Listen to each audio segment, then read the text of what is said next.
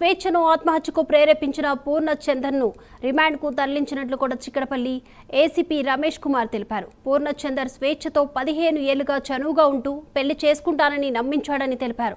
పెళ్లి మాట దాటవేయడంతో స్వేచ్ఛ ఆత్మహత్య చేసుకున్నట్లు తమ విచారణలో వెల్లడైందని కూడా చెప్పారు.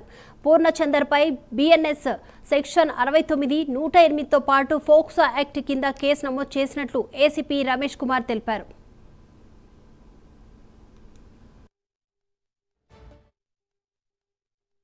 చనిపోవడానికి ఆత్మహత్య చేసుకోవడానికి గల కారకుడైన పూర్ణచందర్ను ఈరోజు అతను అమ్మాయితోటి 15 ఇయర్స్గా ఫ్రెండ్షిప్ ఉంది.